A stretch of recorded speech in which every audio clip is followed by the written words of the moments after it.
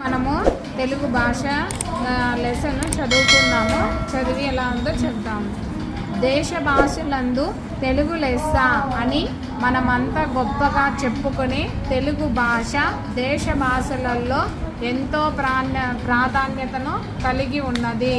తెలుగు భాషకు తెలుగు అన్న పదం ఏర్పడడానికి ఎన్నో వాదనలు ఉన్నాయి. అర్థమవుతుందా?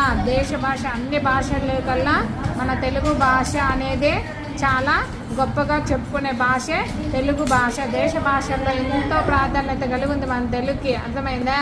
నేర్చుకోవాలి బాగా.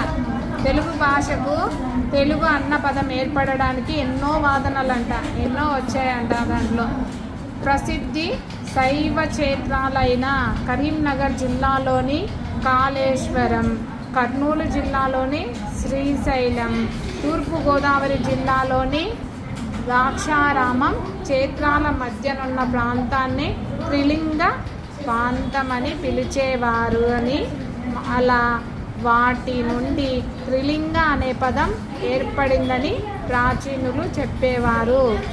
ఏమి చెప్పు ఇప్పుడు చెప్పు. ఎక్కడెక్కడ శైవ క్షేత్రాలు ఉన్నాయో, ఎక్కడెక్కడ ద్రాక్షారామం క్షేత్రాలలో మధ్యన ఉన్న ప్రాంతాన్ని త్రిలింగ అని పిలిచేవారు. శ్రీశైలంలో ఏమున్నాయి? కరీంనగర్ జిల్లాలోని కాళేశ్వరం, కర్నూలు జిల్లాలో శ్రీశైలం, తూర్పుగోదావరి జిల్లాలో ద్రాక్షారామం. ఈ క్షేత్రాలు మూడు కలిపి త్రిలింగ అని చెప్పేవారు అనమాట. త్రిలింగ అనే పదం ఏర్పడిందని ప్రాచీనులు చెప్పేవారు. త్రిలింగ నుండి ఏమైంది? తెలింగ.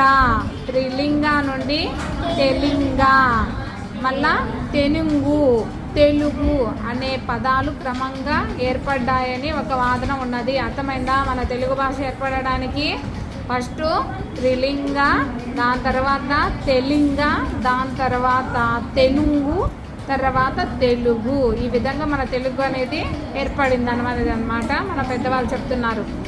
అతి ప్రాచీన భాషల్లో తెలుగు భాష ఒకటి. తెలుగు భాష మాట్లాడేవారు ప్రపంచవ్యాప్తంగా ఏ దేశానికి వెళ్ళినా కనిపిస్తారనడంలో అతిశయోక్తి లేదు. నువ్వు ఎక్కడికైనా వెళ్ళు, ఎవ్వరో ఒకరు మన తెలుగు మాట్లాడే వాళ్ళు కంపల్సరిగా ఉంటారు. కాబట్టి ది ఫేమస్ తెలుగు. భారతదేశంలో అత్యధికంగా మాట్లాడే భాషల్లో హిందీ, బెంగాలీ తర్వాత 3వ స్థానంలోను, ప్రపంచంలోనే 15వ స్థానంలో తెలుగు నిలిచిపోయింది. ఇప్పుడు చెప్పు, అధికంగా మాట్లాడే భాషలు ఏవి? హిందీ, బెంగాలీ. దాని తర్వాత మన తెలుగు ఎన్నో స్థానంలో ఉంది? 3వ స్థానంలో ఉంది. అదే ప్రపంచవ్యాప్తంగా ఎత్తుకుంటే 15వ స్థానంలో ఉంది. అర్థమైందా? చాలా లాస్ట్ కదా, అది గొప్ప అంత వచ్చిందంటే కన్నా.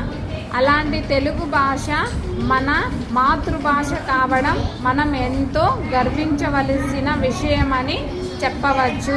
అలాంటి భాష మన తెలుగు భాష కాబట్టి మనకు తెలుగులో ఎంతోమంది కవులు, ప్రముఖులు, రామాయణ, మహాభారత గ్రంథ ఎన్ని అసలు నిజంగానే మన తెలుగు అనేది చాలా గొప్పదన్నమాట. అందుకే మనం తెలుగు బిడ్డలుగా మాతృభాష మంది అని చెప్పుకోవడానికి ఎంతో గర్వపడాలి. అర్థమైందా? ఓకే.